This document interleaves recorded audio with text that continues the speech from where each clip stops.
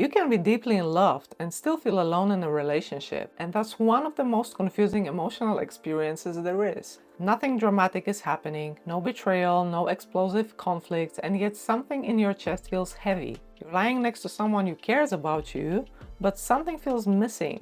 There's a kind of loneliness that doesn't feel dramatic from the outside. Two people share a life, they care about each other, they function well, but one of them feels emotionally unseen. Not attacked, not rejected, just alone. And when that happens, the mind starts searching for explanation. But sometimes the issue isn't compatibility at all.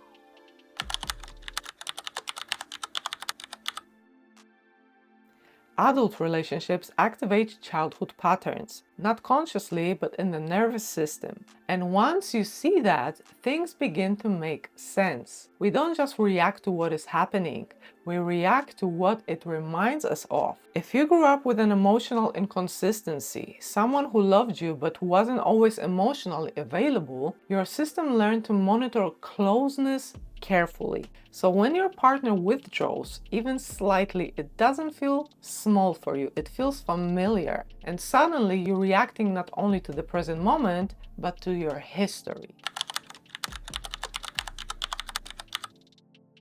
For many women, especially those raised to stay emotionally connected, safety feels like intimacy. Emotional presence, eye contact, touch that feels attuned, conversation where you feel met. Connection regulates them. It's on automatic. It just needs flow regulation. I can handle this. When stress shows up, they move towards the relationship. For many men, especially those raised to handle emotions internally, regulation looks completely different. Stress pushes them inward. They get quiet, they think, they try to stabilize alone before reconnecting. So distance regulates them. Not because they don't care, but because that's how their own nervous system learned to manage overwhelm. So when those two patterns meet, tension appears. One partner moves closer for reassurance, then other pulls back to breathe. And that space in between can feel like abandonment to one and pressure to another.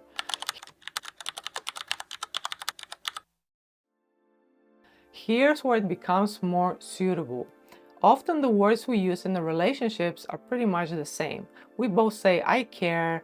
We both say, I'm trying, I'm stressed. But the information traveling through those words can be completely different. So imagine two people can use the same language and mean completely different things. So a relationship acts like a mirror. When something in another person activates you intensely, it often connects to something unresolved inside of you. Not always, but often. And that's why instead of asking surface level questions like, is it working? The deeper question becomes, why does this situation affect me so strong? What exactly is being triggered in me right now? And what does it remind my body of? Awareness is 90% of the work. If you can see the pattern clearly, you create space. My daughter.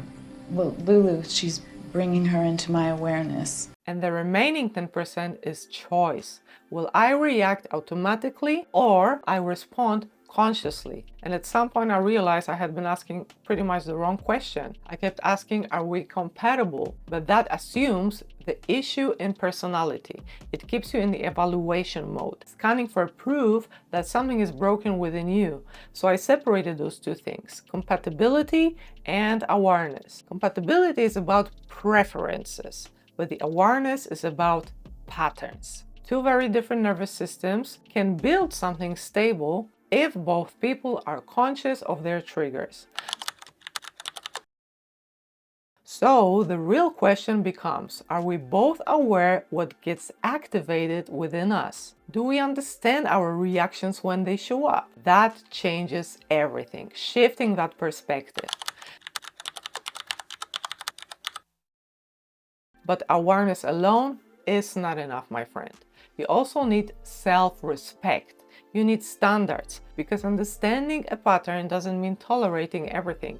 It means recognizing what feels safe for you and honoring that. If emotional presence matters to you, that's not a weakness, that's your standard. Negative emotions are not your enemy. They are an information for you. and they show up when something important to you isn't being met. And expressing that in a calm way is not a drama, it's simply maturity. When you constantly allow your boundaries to be crossed, you disconnect from yourself. You lower your standards, you give away your power, and that's where the resentment begins. I told you I have morals, I have standards. So this isn't about blaming someone else. It's about asking, am I honoring my emotional standards here? Or am I shrinking to keep things pretty much comfortable, you know?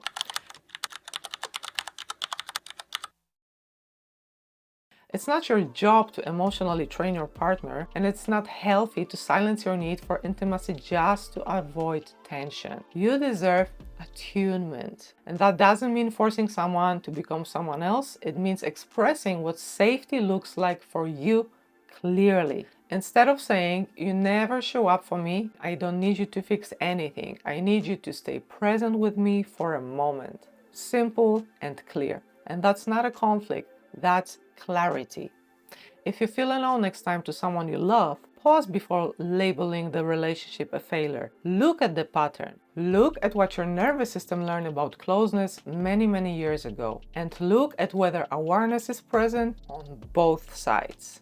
And then ask yourself honestly, are my standards being met? Because sometimes it's not about love, my friend. It's about history repeating itself. And sometimes it's about whether you're honoring yourself in the process. I left a free resource below, a set of journaling prompts you can download for yourself, and they are designed to help you recognize your emotional patterns just a little bit more clearly and bring deeper awareness to what's actually being triggered within you. Only if it feels right for you.